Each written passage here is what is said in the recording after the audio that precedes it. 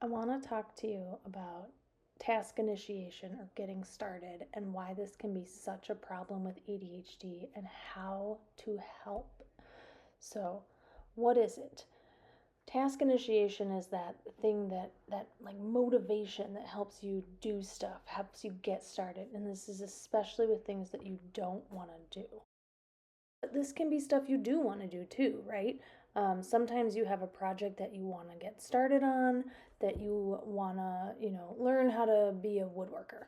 But you go on YouTube and there are so many videos about how to get started in woodworking and which one do I start with and how do I process it, and you literally get overwhelmed. There's too much information sometimes, and you want to pick the best one and you want it to be perfect, and then you end up just getting completely overwhelmed and you shut down and you don't do anything. And this is super common with ADHD. What does this look like? What are the things that you might say to yourself? um, I'll do it later, I just don't feel like starting right now. Or I've been sitting here for an hour scrolling on my phone, but I just cannot seem to get going. Or I'll start in 5 minutes. Actually, I'm gonna watch one more episode.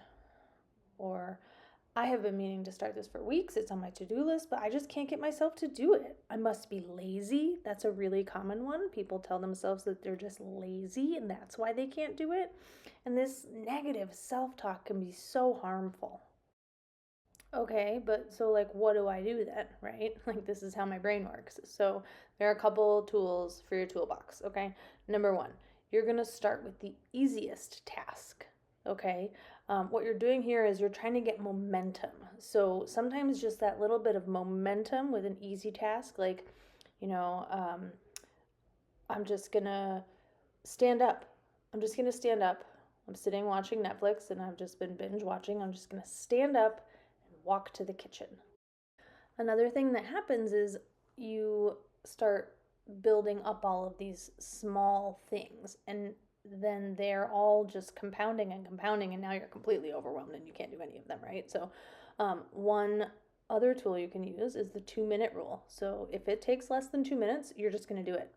You're just going to do it, and then it'll be done. And what you're doing here is just you're trying to prevent the stacking up of these tiny tasks that are going to feel overwhelming when they start stacking.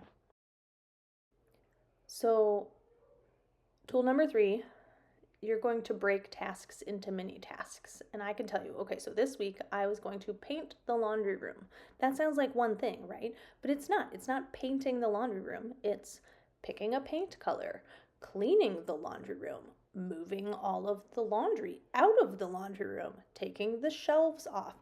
If you start breaking the task, the big thing, into smaller things, and then just do one of those smaller things, it's much easier to get going. And the number 4, the last one we're going to talk today, is about task rituals. So have a ritual for doing the certain task that you're going to do, and that can look like whatever it looks like for you. Making a cup of tea, lighting a candle, turning on some background music.